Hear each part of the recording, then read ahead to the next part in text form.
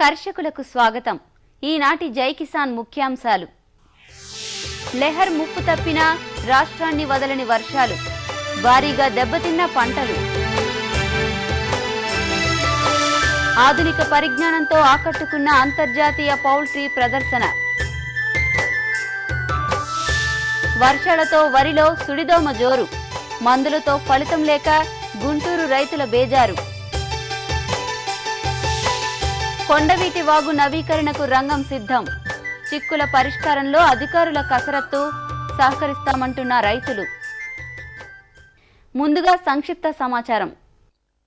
నిజామాబాద్ జిల్లాలోని పెద్దమావంది ఎత్తిపోతల పథకం పనుల జాప్యంపై జై కిసాన్ ప్రసారం చేసిన కథనానికి భారీ నీటిపారుదల శాఖ మంత్రి సుదర్శన్ రెడ్డి స్పందించారు. బోధన్ నియోజకవర్గంలో నిర్మిస్తున్న పెద్దమావంది పథకాన్ని జనవరి నాటికి పూర్తి చేయాలని అధికారులను ఆదేశించారు. పెద్దమావంది లిఫ్ట్ ఇరిగేషన్ ఎప్పటి వరకు కంప్లీట్ చేస్తారని నిన్న పరిశీలించడం జరిగింది. బహుశా జనవరి వరకు కంప్లీట్ చేస్తామని అధికారులను చెప్పడం జరిగింది. నాకు నమ్మకం ఉంది, తప్పనిసరిగా ఆ జనవరి వరకు కంప్లీట్ చేసుకొని విత్ ఇన్ సంక్రాంతి లోపలనే ఇనాగ్రేషన్ ముహూర్తం కూడా పెడతామని నేను అధికారులకు చెప్పడం జరిగింది. రెండవ పంటకు కూడా అవసరమైతే వాటర్ ఇవ్వటానికి ఆ సౌకర్యాలు కూడా కల్పించమని చెప్పడం జరిగింది. పంట కోతల అనంతరం ధాన్యం నిల్వలో తీసుకోవాల్సిన జాగ్రత్తలపై కృష్ణా జిల్లా గుడివాడలో కేంద్ర గిడ్డంగుల సంస్థ రైతులకు అవగాహన సదస్సు నిర్వహించింది. గోదాములలో ధాన్యం నిల్వ చేసుకోవడం వల్ల కలిగే లాభాలు, నిల్వ సరుకుపై రుణాలు, పంట పాడవకుండా చేపట్టాల్సిన పద్ధతులు, తేమ శాతం కారణంగా వచ్చే సమస్యలు అధిగమించడంపై అధికారులు వివరించారు. ఇళ్లలోనే ధాన్యం నిల్వ చేసుకునే విషయంలో మెలకువలు తెలుసుకున్నామని సదస్సు పట్ల రైతులు సంతృప్తి వ్యక్తం చేశారు. రైతులకు ఎట్లా నిల్వ చేసుకోవాలి, దానివల్ల వాళ్ళు కలిగే లాభాలు, వాళ్ళు బ్యాంక్ లోన్లు ఎలా తీసుకోవాలి చెప్తాము. అదేవిధంగా ప్రతి ఒక్కళ్ళు కూడా మేము ఒక క్వింటాల్ బిన్స్ లాంటివి ఇస్తున్నాం. శాస్త్రీయ పద్ధతిలో నిల్వ చేసుకోవడం వల్ల రైతులకి ఒక 5 to 10% లాస్ని అవాయిడ్ చేయొచ్చు. CWC సంస్థ నుండి మాకు ప్రతి సంవత్సరం కొన్ని జాగ్రత్తలు చెప్తున్నారు ధాన్యం దాచుకోవటానికి. మేము వాటిని బట్టి జాగ్రత్తగా దాచుకుంటున్నాము. గోగు విస్తీర్ణం అధికంగా గల విజయనగరం జిల్లాలో రైతులకు శాస్త్రీయ పద్ధతుల్లో ఊరవేత, నారతీతలపై అవగాహన కల్పించేందుకు ఆత్మ సౌజన్యంతో ఏరువాక కేంద్రం శాస్త్రవేత్తలు అవగాహన కార్యక్రమాలను ఏర్పాటు చేశారు. రామభద్రాపురంలో జరిగిన ఈ కార్యక్రమంలో నారతీత యంత్రాన్ని రైతుల పరిశీలన కోసం ఏర్పాటు చేశారు. సంప్రదాయ పద్ధతిలో గోగునార ఊరవేతలో ఎదురవుతున్న కూలీల సమస్య, నీటి ఇబ్బందుల కారణంగా జిల్లాలో సాగునీటి విస్తీర్ణం తగ్గుతున్నందువల్ల నార నాణ్యతను పెంచే ఈ యంత్ర పరికరాన్ని రైతులకు అందుబాటులోకి తెచ్చేందుకు కృషి చేస్తున్నట్లు శాస్త్రవేత్తలు తెలియజేస్తున్నారు. రైతులకు అవగాహన చేయడం కోసం ఒక యంత్రం భోపాల్ నుంచి అగ్రికల్చర్ ఇంజనీరింగ్ సంస్థ నుంచి ఒక యంత్రాన్ని ప్రయోగాత్మకంగా తెప్పించి ఇక్కడ నడిపించడం జరిగింది. ఇందులో ఏంటంటే డైరెక్ట్గా గోగు కట్టెలని పొలం నుంచి హార్వెస్ట్ చేసిన వెంటనే వాటిని ఫీడ్ చేసి గోగునారని సెపరేట్ చేయడానికి వీలుంటుంది. గతంలోనూ నారతీతకు 1-2 యంత్రాలు వచ్చినా క్షేత్రస్థాయిలో పనితనాన్ని చూపలేకపోయాయి. కానీ ఒకేసారి 20 నుంచి 30 కర్రల నారను వేరు చేయగల ఈ యంత్రం రైతులకు ప్రయోజనాన్నిస్తుందని అధికారులు తెలియజేస్తున్నారు. యంత్రం పనితీరు ప్రశంసించదగ్గదే అయినా పొలం దగ్గరికి తీసుకెళ్లి వాడుకోగలిగినప్పుడే తమకు ఉపయోగపడుతుందని రైతులు అభిప్రాయపడుతున్నారు. ఈ మిషన్ వల్ల సింగిల్ పేస్ అయినా ఉండాలా, లేదంటే ఇంజిన్ 5 HP ఇంజిన్ కానీ, డీజిల్ ఇంజిన్ కానీ, లేదంటే ట్రాక్టర్కి సూటబుల్ అయితే రైతులకు ఉపయోగం. ఈ 3 పేస్ వల్ల ఉపయోగం లేదు. 50,000 ఈ మినిమం ₹1,00,000 కాకుండా దీని మీద ఏదైనా సబ్సిడీ ఏదైనా వర్తిస్తే మాకు ఉపయోగంగా ఉంటుంది. రైతుల అభిప్రాయాలను తెలుసుకున్న యంత్రం తయారీదారులు అందుకనుగుణమైన మార్పులను చేసి యంత్రాన్ని అందజేస్తామని తెలియజేశారు. దాన్ని రీమోడల్ చేసి మళ్ళా కొత్త మిషన్ని మళ్ళా మార్కులో తీసుకొస్తారు. ఇది 1 lakh రూపీస్ చెప్పారు మా వాళ్ళు. దీని మీద సబ్సిడీ ఒక 50% ఇచ్చినా 50,000కి అందుబాటులో ఉంటుంది. ఈ రైతులందరూ ఒక సొసైటీగా ఏర్పడితే వాళ్ళ మిషన్ కొనుక్కొని ఆ ఊరందరికీ అది ఉపయోగించుకోవడానికి పనికొస్తుందని మేము. గోరునార నాణ్యతను పెంపొందించేందుకు ఊరవేత సమయంలో రైతులు ఎదుర్కొంటున్న నీటి ఇబ్బందులను ఎదుర్కొనేందుకు ఈ యంత్రం పరిష్కారంగా నిలవగలిగితే గోగు రైతుకు ఎంతో ఊరట కలుగుతుంది. లెహర్ గండం గడిచినా కోస్తా రైతులకు నష్టం మాత్రం తప్పలేదు. తుపాను ప్రభావంతో కురిసిన వర్షాలకు తీర ప్రాంత జిల్లాల్లో ప్రధాన పంటలు దెబ్బతిన్నాయి. కోసిన వరి పనలు, నూర్పిడి చేసిన ధాన్యం, కోతకొచ్చిన పత్తి తడిచిపోయింది. ఉభయ గోదావరి జిల్లాల్లో రోజంతా కురిసిన వర్షాలకు వేల హెక్టార్లలో వరి, అరటి, కూరగాయ తోటలు నీట మునిగాయి. శ్రీకాకుళం జిల్లాలో పత్తికి భారీ నష్టం వాటిల్లింది. తుపాను ప్రభావ అల్పపీడనంతో తెలంగాణలోనూ వర్షాలు మొదలయ్యాయి. నల్గొండ జిల్లాలో 12,000 హెక్టార్లలో చేతికొచ్చిన వరి పంట తడిసి ముద్దయింది. వారం రోజుల పాటు కోస్తా రైతులను భయపెట్టిన లెహర్ ప్రశాంతంగా తీరం దాటి బలహీనపడటంతో తుపాను గండం గడిచిందన్న ఊరటే కాని రైతులకు కష్టనష్టాలు తొలగిపోలేదు. పోతూ పోతూ లెహర్ తుపాను అల్పపీడనానికి కారణం కావడంతో మళ్లీ మొదలైన వర్షాలతో ఉత్తర కోస్తా జిల్లాల్లో వరి, పత్తి సహా అరటి, కూరగాయ తోటలు నీటిలో నానుతున్నాయి. పైలిన్, హెలెన్ ఊడ్చివేయగా మిగిలిన పంటల్ని లెహర్ తుడిచిపెట్టింది. ఒక గాలివాన కాదు, ఒకదాని వెనకాల ఒకటి, ఒకదాని వెనకాల ఒకటి, 3 గాలివానలు. ఈ 3వ దానికి మొత్తం నాశనం అయిపోయింది. ఇదిగో చేను మొత్తం అతుకుపోయి నారు వచ్చేసింది. ఇంకా దాన్ని ఎవరు తీసుకుంటారు? ఏం చేతికొచ్చుద్ది మాకు? ఇంకా వారం అయితే కోతలు అయిపోయాయి. చక్కగా నూరు కుప్పలు చేసుకుని నూర్పులు అంటావా ఏదో ఒక టైంలో చేసుకునే వాళ్ళమే. అలాంటిది కోతలు కోసుకునే తరుణానికి ఈ తుఫాను ఏమిటో తుఫాను 3వ తుఫాను నేలమట్టం చేసేసింది. ఇక పంట చేతికొచ్చేదేం లేదు. వరుస తుపాన్లతో రైతాంగం కుదేలైంది. లెక్కలకు అందని రీతిలో లక్షల హెక్టార్లలో పంటలు ధ్వంసమయ్యాయి. ముఖ్యంగా ఉభయ గోదావరి, కృష్ణా, గుంటూరు జిల్లాలపై లెహర్ ప్రభావం చూపడంతో అధికంగా పంట నష్టం వాటిల్లింది. తూర్పు గోదావరి జిల్లాలో పైలిన్ ప్రభావ భారీ వర్షాలు అనంతరం హెలెన్ తుపాను వరి పంటను తుడిచిపెట్టేయగా తిండి గింజలైనా చేతికొచ్చే పరిస్థితి లేకుండా లెహర్ దెబ్బకొట్టింది.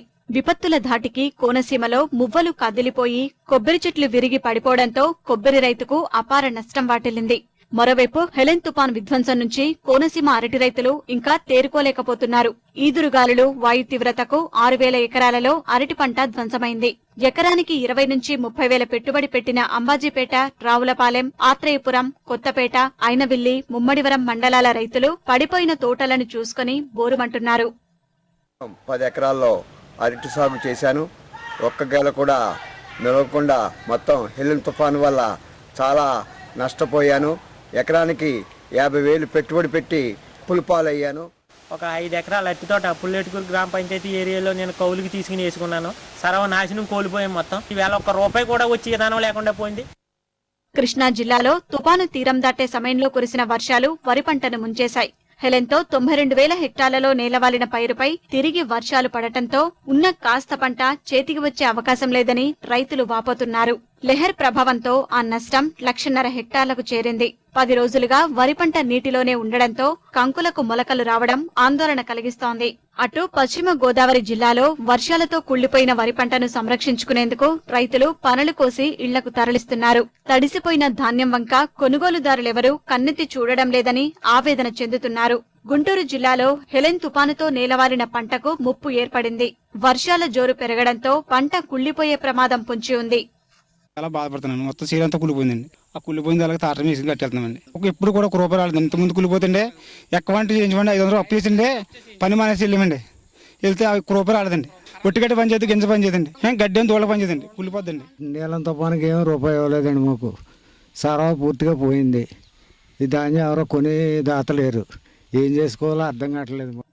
అల్పపీడన ప్రభావంతో తెలంగాణలోని కొన్ని జిల్లాల్లో ఆకాశం మేఘావృతం కాగా అక్కడక్కడ వర్షాలు కురుస్తున్నాయి. వర్షాలతో నల్గొండ జిల్లాలోని కోదాడ, హుజూర్నగర్ నియోజకవర్గాల్లో దాదాపు 12,000 ఎకరాల్లో చేతికి వచ్చిన వరి పంట దెబ్బతింది. కోతలు కోసిన వరి, నూర్పిడి అయిన ధాన్యం వర్షాలకు తడిసిపోయింది. వరంగల్ జిల్లా రాయపర్తి మండలంలో వర్షాలకు రైతులు పంటలు నష్టపోయారు. నాకు 9 ఎకరాల పొలం ఉన్నది. అందులో పంట 4 లక్షల సుమారు తడిసినది. తడిసి మిషన్ కోసింది, ఆగమైంది. ఇప్పటి వరకు 3 తుఫాన్లు వచ్చినాయి. 3 తుఫాన్లల్లో ఒక తుఫాన్తో నాటు కొట్టుకపోయింది. తర్వాత మిగిలిన దానికి లెహర్తోని మొత్తం ఒడ్లకు మొలకలు వచ్చి అసలు మన సావుకారులు తీసుకొని పరిస్థితి వచ్చింది. విరుచుకుపడుతున్న విపత్తులతో ఆర్థికంగా కుంగిపోయిన రైతులను ఆదుకునే బాధ్యత సర్కారుదే. తక్షణమే పంట సర్వేలు నిర్వహించి రైతులకు త్వరగా పరిహారం అందేలా చర్యలు తీసుకోవాలి. కృష్ణా పశ్చిమ డెల్టాలో రబీ పంటకు అక్కరకొచ్చేలా వెంటనే పెట్టుబడి రాయితీలిస్తే అన్నదాతలు కొంచెమైనా ఉపశమనం పొందుతారు. రాజధానిలోని హైటెక్స్ ప్రాంగణంలో ఏర్పాటు చేసిన పౌల్ట్రీ ఇండియా 2013 ప్రదర్శన రైతులను, వ్యాపారవేత్తలను ఎంతగానో ఆకట్టుకుంది. 3 రోజుల పాటు జరిగిన ఈ ప్రదర్శన కోళ్ల పెంపకంలో అందుబాటులోకొచ్చిన నూతన శాస్త్ర సాంకేతిక పరిజ్ఞానాన్ని ఆవిష్కరించింది. 13 దేశాల నుంచి వచ్చిన పలు కంపెనీలు కోళ్ల మందులు మొదలు పౌల్ట్రీ రంగానికి సంబంధించిన పలు యంత్ర పరికరాలను ప్రదర్శించిన తీరు రైతులను ఆకర్షించింది. గత 7 సంవత్సరాలుగా రాజధాని వేదికగా సాగుతున్న అంతర్జాతీయ పౌల్ట్రీ సదస్సును ఈ ఏడాది ఘనంగా నిర్వహించారు. ఆంధ్రప్రదేశ్ పౌల్ట్రీ ఫెడరేషన్, నెక్, భారత పౌల్ట్రీ యంత్ర పరికరాల ఉత్పత్తిదారుల సమాఖ్య సంయుక్త ఆధ్వర్యంలో జరిగిన ప్రదర్శన కోళ్ల రైతుల్లో కొత్త ఉత్సాహాన్ని నింపింది. ప్రదర్శనకు పెద్ద ఎత్తున రైతులు, ఔత్సాహిక యువత, విద్యావంతులు, పారిశ్రామికవేత్తలు తరలివచ్చారు. అమెరికా, యూరప్ వంటి అభివృద్ధి చెందిన దేశాలకు చెందిన అధునాతన సాంకేతిక పరిజ్ఞానం, యంత్రాలు రైతులను ఎంతగానో ఆకట్టుకున్నాయి. పెరుగుతున్న ఉత్పత్తి ఖర్చుల దృష్ట్యా మేత, ఇతర ఖర్చులు తగ్గించే పరిజ్ఞానం, యంత్రాల ప్రదర్శనలు ప్రత్యేక ఆకర్షణగా నిలిచాయి.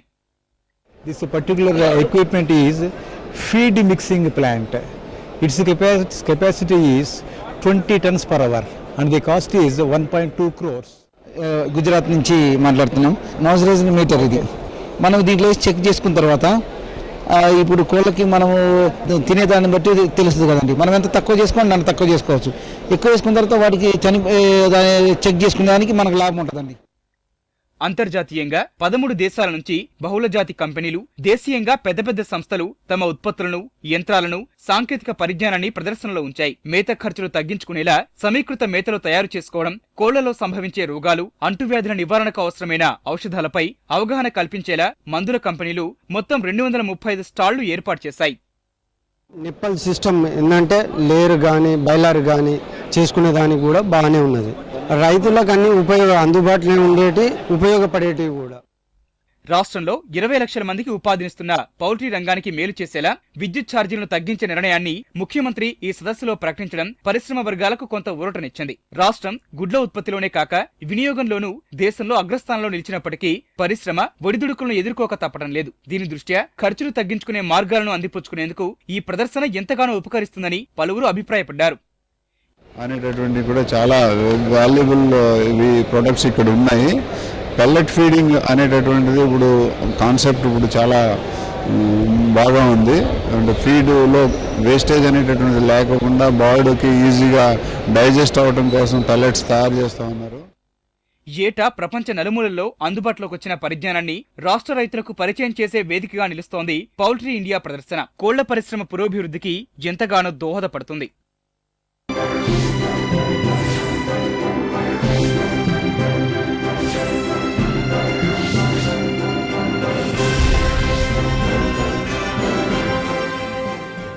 వరుస తుపాన్లు, ప్రతికూల వాతావరణం వరిచేలను వెంటాడుతున్నాయి. వర్షాలకు జరిగిన నష్టం చాలదన్నట్టు చీడపీడలు విజృంభిస్తున్నాయి. దోమపోటు రైతుకు తలపోటుగా మారింది. నిరోధక శక్తి పెంచుకున్న సుడిదోమ పురుగు మందులకు లొంగడం లేదు. కృష్ణానది పరివాహక జిల్లాల్లోనే కాక ఆసియా దేశాలకు ఈ సుడిదోమ సవాలు విసురుతోంది. ప్రధానంగా సన్న రకాలను పీల్చి పిప్పి చేస్తోంది. ఎన్ని మందులు కొట్టినా ఫలితం లేక కర్షకులు లబోదిబోమంటున్నారు. కృష్ణానది పరివాహక ప్రాంతంలోని వరి పొలాలకు సుడిదోమ పోటు అధికమైంది. ప్రధానంగా గుంటూరు జిల్లాలోని వరి పైరులో దోమ నివారించలేనంతగా విజృంభించడంతో రైతులకు ఏం చేయాలో పాలుపోవడం లేదు. దోమను నివారించేందుకు ఎన్నిసార్లు పురుగు మందులు పిచికారీ చేసినా ఫలితం కనిపించడం లేదని బాధిత రైతులు వాపోతున్నారు. దోమపోటు కొత్త కాకపోయినా ఇంతలా నష్టం చేసే సందర్భాలు మాత్రం అరుదు. వరుస కట్టిన తుపానులు, భారీ వర్షాలకు దోమ స్వైర విహారం చేస్తోంది. బీపీహెచ్గా పిలువబడే సుడిదోమ కాటుకు గురైన పొలాల్లోని వరి కంకులు ఆకారానికి తప్ప గింజ ఉండటం లేదని అన్నదాతలు వాపోతున్నారు.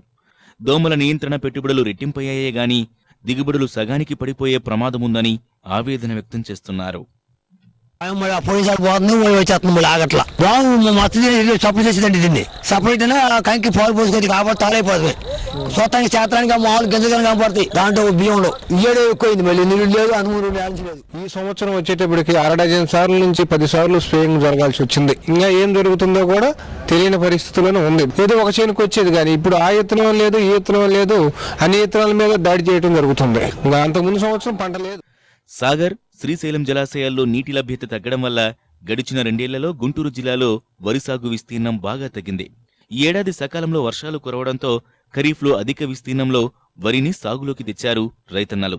తొలకరి నుంచి జలగండం వెంటాడటం వల్ల లక్షల ఎకరాల్లో పంటలు తుడిచిపెట్టుకుపోయాయి. మిగిలిన వరి సుడిదోమపోటుకు గురవడంతో రైతులు వచ్చే 4 గింజలపై కూడా ఆశలు వదులుకోవాల్సి వస్తోంది. ఇంతకు మించి మందులేం లేవండి. ఇప్పుడు ఉన్న మందులన్నీ మార్చి కొట్టాము. వాతావరణం అనుకూలంగా లేకపోవడం వలన కూడా కొంత దోమ ఉధృతం ఎక్కువగా ఉంది. ఎప్పుడు ఈదిన తర్వాత పాలు పోసుకునే టైంలో వచ్చేది దోమ. ఇప్పుడు ఈసారి చిగురు తగిలే టైంలోనే దోమ అటాక్ అయింది. కంకి మొత్తం తాలు కంకి వచ్చింది. సన్న రకాలకు చీడపీడలను తట్టుకునే శక్తి లేదని తెలిసినా రైతులు దాన్ని మార్కెట్ డిమాండ్ దృష్ట్యా వాటిని ఎంచుకుంటున్నారని నిపుణులు అభిప్రాయపడుతున్నారు. సిఫార్సు చేసిన పద్ధతులు పాటించకపోవడం, గిరాకీని చూసుకోవడం వల్ల ఇలాంటి చీడపీడలు విజృంభించినప్పుడు రైతులకు నష్టాలు తప్పడం లేదని వారు తెలియజేస్తున్నారు. పురుగు మందులపైన ఎక్కువ పెట్టి బీపీటీకు మిగిలిన రకాల కనీసం 4 నుంచి 5 వేలు ఎక్కువ పెట్టుబడి పెట్టినప్పుడు తర్వాత ఇది తక్కువ దిగుబడి వచ్చినప్పుడు రైతుకి ఎలా గిట్టుబాటు అవుతుంది అనేది రైతు గమనించవలసిన విషయం ఉంది. ఇది ఇక మన దేశంలోనే కాదు, ఇతర దేశాల్లో కూడా ఈ సుడిదోమకు మనం ఏదైతే విచక్షణారహితంగా పురుగు మందులు వాడుతున్నామో దానికి కూడా ఈ రెసిస్టెన్స్ ఇది తట్టుకునే శక్తి పెంచుకున్నాయి. దానికి కూడా మనం కొత్త మాలిక్యూల్స్ వస్తున్నాయి. అయితే చెప్పిన పద్ధతిలో, చెప్పిన డోసులో, సరైన సమయంలో, సరైన పద్ధతిలో వాడుకున్నట్లయితే తప్పక మనం సుడిదోమను నివారించుకోగలం.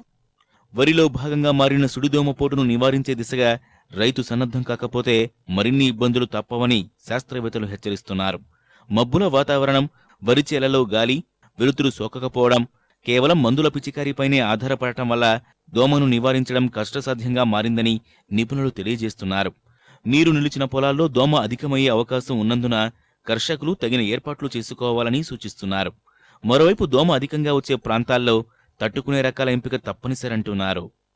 నత్తైనా నవ్విపోదా అన్న చందంగా సాగుతోన్న కొండవీటి వాగు ఆధునికీకరణ వల్ల ఆయకట్టు రైతులు ఏటా ఘోరంగా నష్టపోతున్నారు.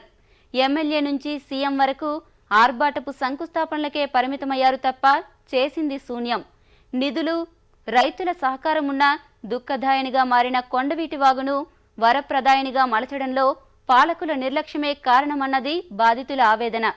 ఇటీవల వర్షాలకు స్పందించిన సర్కారు నవీకరణకు ఉత్తర్వులిచ్చింది. ఈ మేరకు తొలి విడతగా వంతెన పనులు వేగవంతం చేయాలని అధికారులు నిర్ణయించారు. అన్నీ ఉన్న అల్లుడి నోట్లో సినీ అన్న వైనంగా తయారైంది గుంటూరు జిల్లా కొండవీటివాగు ఆయకట్టు రైతాంగం పరిస్థితి. కృష్ణమ్మ పరవళ్లు తొక్కినా, ఎగువ ప్రాంతాల్లో వర్షం కురిసినా కొండవీటివాగు పోటెత్తుతోంది. పంట చేతికందే సమయంలో కల్లోలం సృష్టించడం, ఆరుగాలం శ్రమను ముంచేయడం గత 50 ఏళ్లుగా ఇదే తంతు. ఆయకట్టు దుస్థితి తెలిసిన స్థానిక నేతల చొరవ శంకుస్థాపనలకే పరిమితమైంది. ఫలితంగా సత్తెనపల్లి, తాడికొండ, మంగళగిరి నియోజకవర్గాల పరిధిలోని 1000 ఎకరాల్లోని పంటలు ఈ వాగుపాలయ్యాయి. ఎట్టకేలకు స్పందించిన రాష్ట్ర సర్కారు ఆధునికీకరణకు అనుమతిస్తూ ఉత్తర్వు జారీ చేసింది. ఈ మేరకు 49,70,00,000 రూపాయలు విలువ చేసి ఈ ప్రాజెక్టును భూసేకరణ ఇబ్బందులు లేని తాడికొండ, కంతేరు గ్రామాల మధ్య తొలి విడతగా 4 వంతెనలు నిర్మించాలని నీటిపారుదల శాఖ నిర్ణయించింది.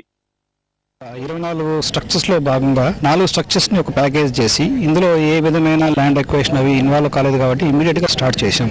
మిగతా వాటికి ల్యాండ్ ఎక్వేషన్తో ముడిపడి ఉన్నాయి కాబట్టి వాటి ల్యాండ్ ఎక్వేషన్ ప్రాసెస్ జరుగుతుంది. అది కంప్లీట్ అవ్వగానే వాటిని కూడా మేము ఫైనలైజ్ చేసి గ్రౌండ్ చేస్తాం. 24 నెలలు మేము కాలపరిమితి పెట్టుకున్నామండి.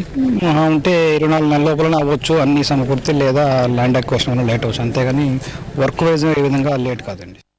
క్షేత్రస్థాయిలో సమస్యలను అధిగమించి ఈ వాగు ప్రవాహాన్ని బంకింగ్హామ్ కెనాల్ ద్వారా కృష్ణానదిలోకి మళ్లిస్తే సమస్య పరిష్కారం అవుతోందని జిల్లా నేతలు సూచించారు. శాశ్వత పరిష్కారానికి ఆయకట్టు రైతులు సహకరించాలని కోరారు.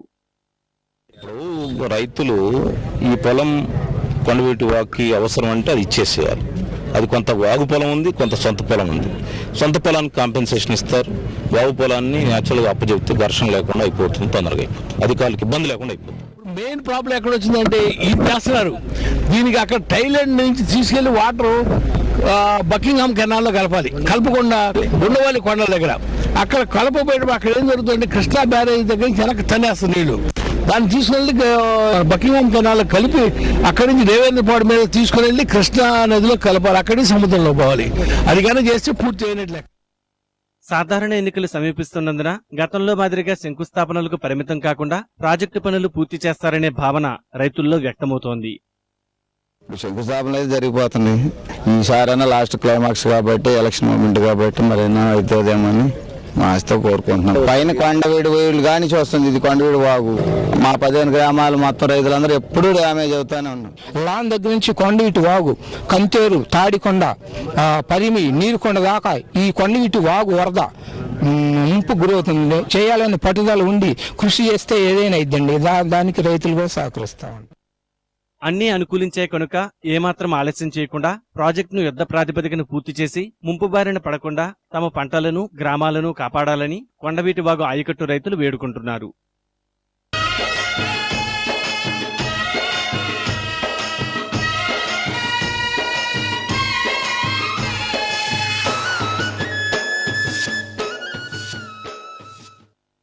ప్రధాన మార్కెట్లలో ఈ రోజు పలు వ్యవసాయోత్పత్తుల టోకు ధరలు ఈ విధంగా ఉన్నాయి.